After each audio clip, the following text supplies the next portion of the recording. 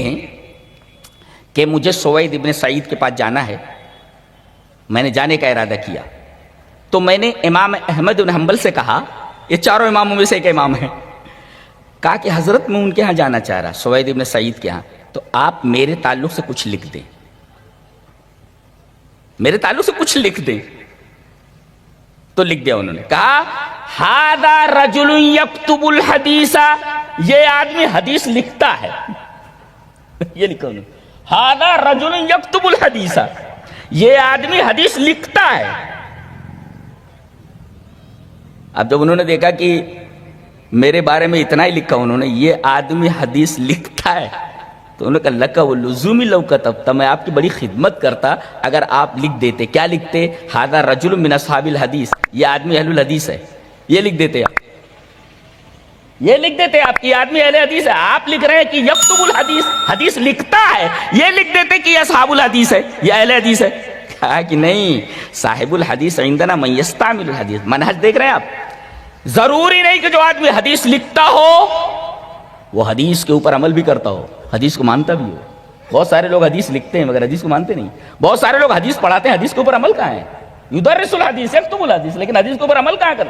وہ یہ دیکھو کہہ رہے ہیں صاحب اہل الحدیث ہمارے نزدیک ہوا من یستعمل الحدیث، یہ منہج عمل کرے، اور عمل کرنے سے پہلے حدیث کو حجت ماننا ضروری ہے۔ اس کا مطلب جو حدیث کو حجت مانتا ہو اور حدیث کے اوپر عمل کرتا ہو، دیٹ از کالڈ اہل الحدیث، یہ اہل حدیث ہوتا ہے۔ لکھنے والا ضروری نہیں کہ اہل حدیث ہو، پڑھانے والا حدیث کو ضروری نہیں کہ اہل حدیث ہو، بلکہ حدیث کے اوپر عمل کرنے والا یہ اہل الحدیث ہوتا ہے۔ اور عمل کرنے سے پہلے حدیث کو حجت ماننا ضروری ہے۔ کتنے لوگ جو حدیث کو حجت نہیں مانتے، کتنے لوگ جو حدیث کو لکھتے ہیں، ضروری نہیں کہ وہ اہل حدیث ہو، کتنے لوگ جو حدیث کو پڑھاتے ہیں، ضروری نہیں کہ وہ اہل حدیث ہو۔ حدیث اہل الحدیث ہونے کے لیے ضروری کہ آدمی حدیث کے اوپر عمل کرے، اور حدیث پر عمل کرنے کے لیے پہلا اسٹیپ یہ ہے کہ حدیث کو حجت مانتا ہو۔ یہ منہج بتایا گیا ہے کہ اہل حدیث کہتے کس کو ہیں؟ جو حدیث کو حجت مانے اور جو حجت مان کر کے حدیث کے اوپر عمل کرے۔ لہذا بعض لوگوں کا یہ اعتراض کہ اہل الحدیث یا اصحاب الحدیث صرف محدثین کو کہا جاتا ہے، امام احمد بن حنبل اس خیال کی تردید کر رہے ہیں۔ تمہارا کہنا غلط ہے۔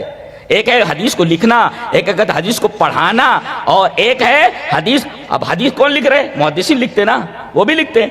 تو اب یہ بتایا گیا کہ ضروری نہیں کہ جو آدمی لکھتا ہو اہل الحدیث ہو، کہتے ضروری ہے کہ جو حدیث کے اوپر عمل کرے وہ میرے نزدیک صاحب الحدیث ہے۔ اس لیے تم حدیث لکھ رہے ہو نا، تو میں لکھ دے رہا ہوں کہ یہ آدمی حدیث لکھتا ہے۔